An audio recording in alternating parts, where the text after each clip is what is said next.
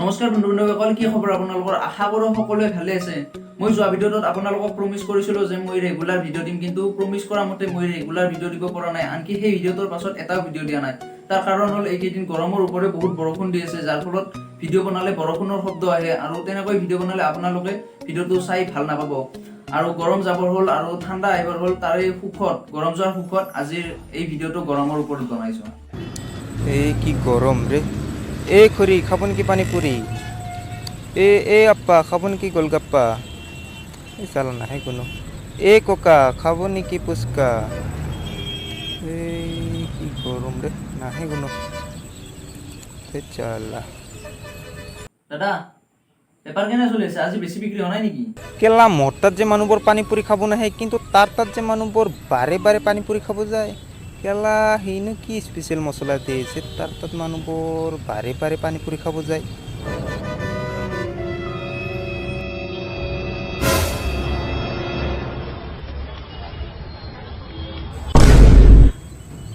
ও কেলা এইটোহে স্পেচিয়েল মছলাটো।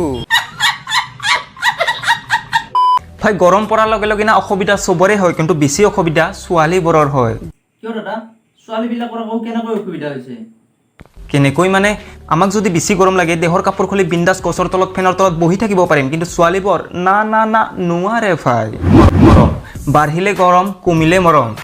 গৰম বাঢ়িলে আকৌ কেনেকৈ মৰম কমে? কৈ আছো না, বাঢ়িলে গৰম কমিলে মৰম, কাৰণ এই গৰমত ভণ্টিহঁতৰ মুখত নাথাকে মেকআপ, ফলত সৃষ্টি হৈছে ব্ৰেকআপ।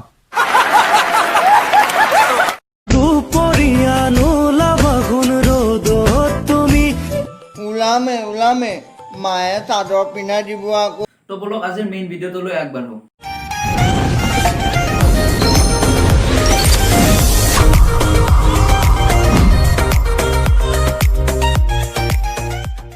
আপোনালোকেতো জানেই লকডাউনৰ কাৰণে ড্ৰিমলেণ্ড, একলেণ্ড সকলোবিলাক বন্ধ কৰি দিছে, যাৰ ফলত মানুহবিলাকে এই গৰমত গা ধুবৰ কাৰণে দাৰাগাঁও গৈ আছিল। কিন্তু দাৰাগাঁওতো মানুহৰ ভিৰ বেছি হোৱাৰ কাৰণে দাৰাগাঁও বন্ধ কৰি দিছে। সেয়েহে গাঁৱৰ ল'ৰাবিলাকে নৈতে একলেণ্ডৰ নিচিনা বনাই জঁপিয়াই জঁপিয়াই গা ধুই আছে।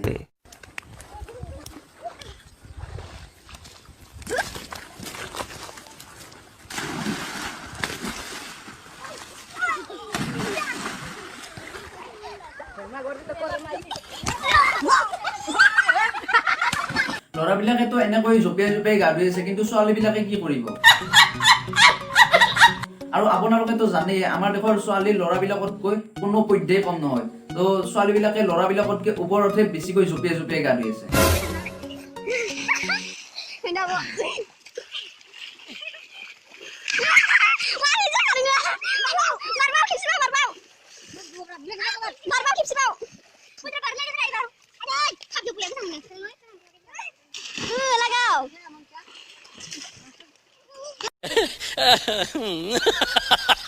আৰু ৰাতি ৰাতি বেছিভাগ টাইম কাৰেণ্ট নাথাকে, তো তেতিয়া মানুহৰ অৱস্থা এনেকুৱা ধৰণৰ হয়।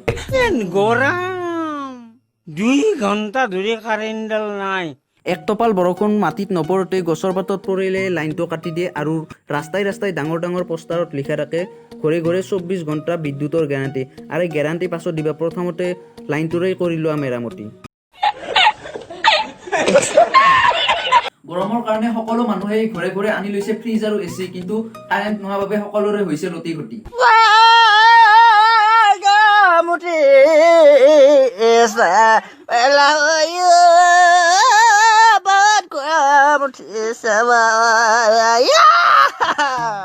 কাৰেণ্ট নোহোৱাৰ বাবে এজনেতো হাতেৰে ফেন ঘূৰাই মনত শান্তি লৈ আছে।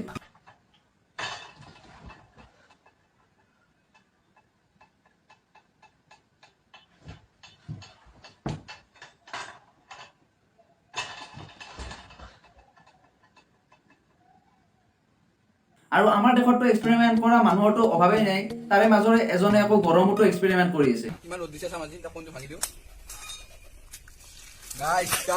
গাইছ কোনি হ'ল, চাওক কিমান গৰম দিছে, চাওক চাওক এই কোনি হৈ গৈছে, গৰমত ভাত লাগিছে গাইছ। ৰ'দত কোনি বনাইছো, এই খাব পৰা হ'ল কোনি। চাওক ইমান ৰ'দ দিছে আজি। ট্ৰাকৰ ড্ৰাইভাৰবিলাকেও গৰমৰ পৰা বাচিবলৈ নিজে নিজৰ ব্যৱস্থা কৰি লৈছে।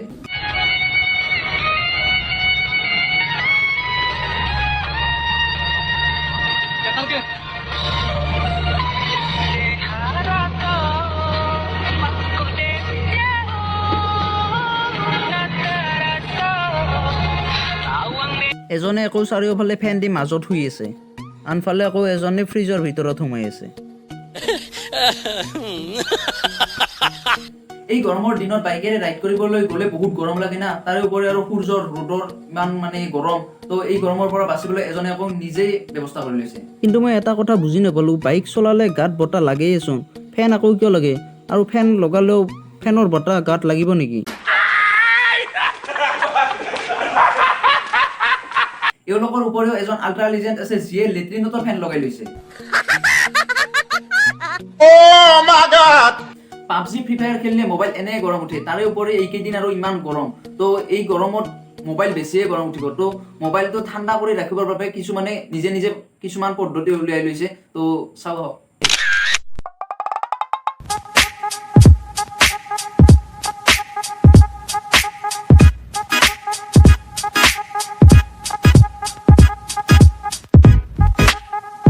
তো আজিলৈ এইখিনি, আশা কৰোঁ আপোনালোকে ভিডিঅ'টো চাই ভাল পাইছে। যদি ভাল পাইছে তেতিয়াহ'লে লাইক শ্বেয়াৰ কৰি দিব, আৰু যদি কোনোবাই মোৰ চেনেলত নতুন তেতিয়াহ'লে মোৰ চেনেলটো ছাবস্ক্ৰাইব কৰি ঘণ্টাটো বজাই দিব। আৰু পুনৰ এটি নতুন ভিডিঅ'ৰ জৰিয়তে লগ পোৱাৰ প্ৰতিশ্ৰুতিৰে আজিলৈ এলো, টাটা বাই বাই, জয় অসম।